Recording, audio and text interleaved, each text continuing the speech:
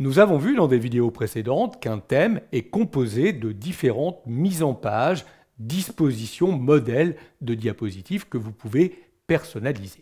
Il est possible aussi de créer vos propres dispositions. Vous allez donc ajouter de nouveaux modèles de diapos à l'intérieur de votre thème. Pour cela, vous rebasculez dans le générateur de thème, vous vous placez sur une des mises en page, une des dispositions de votre thème, vous effectuez un clic droit et vous choisissez Nouvelle mise en page. Automatiquement, une nouvelle mise en page apparaît sous votre thème.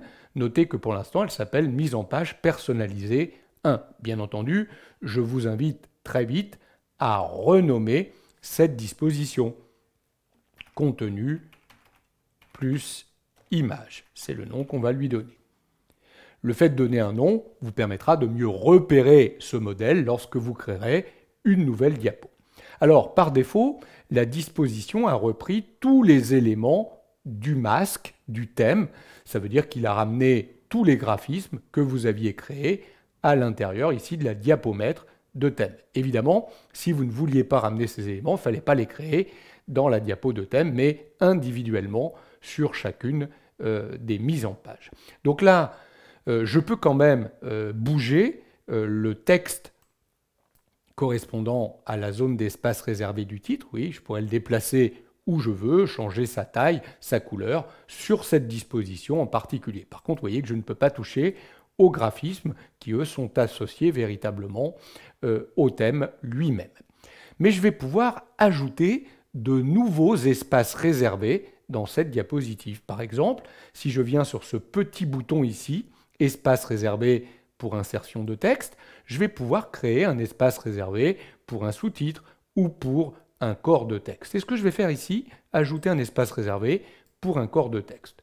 Je vais dessiner la zone d'espace réservé et vous voyez qu'automatiquement, il m'a ramené la zone avec des listes à puces correspondant à ce que j'ai configuré dans le thème. Mais là encore, je pourrais spécifiquement sur cette disposition retravailler chacune des puces ou chacune des polices ou des tailles des niveaux 1, 2 ou 3 qui sont proposés.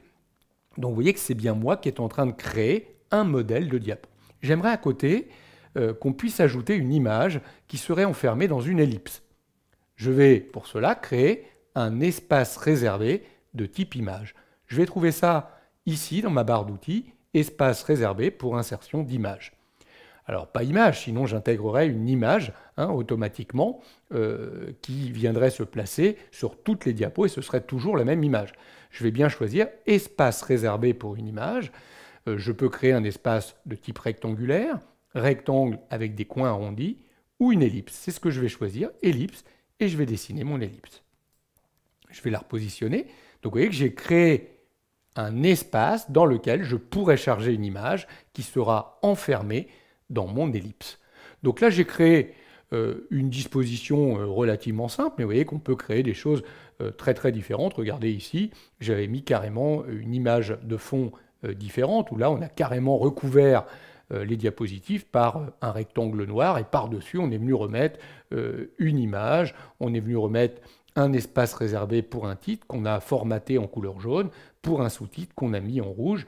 Là encore, regardez, j'ai une autre disposition avec un autre fond, d'autres images qui sont intégrées. Donc vous voyez que ça peut me permettre comme ça de créer des modèles de diapos complètement différents. Et tous ces modèles, je vais les retrouver quand je vais sortir du générateur de thème, quand je créerai une nouvelle diapositive. Vous voyez que je retrouve bien mon contenu plus image. Donc je retrouve la diapo en question, où je vais pouvoir taper du texte, mettre les puces et retrouver du coup les puces de mon modèle. Et regardez ici, en cliquant sur ce petit bouton, je vais pouvoir directement récupérer, pourquoi pas, une image à l'intérieur de mon drive. Je vais aller chercher une image par ici. Voilà. Je prends cette image, voilà, par ici, et elle va s'intégrer automatiquement à l'intérieur de mon ellipse. Je reviens dans mon générateur de thème. Si je veux modifier le modèle de ce type de diapo, il faudra que je revienne dans le générateur de thème et que je vienne retravailler la disposition ici dans le thème.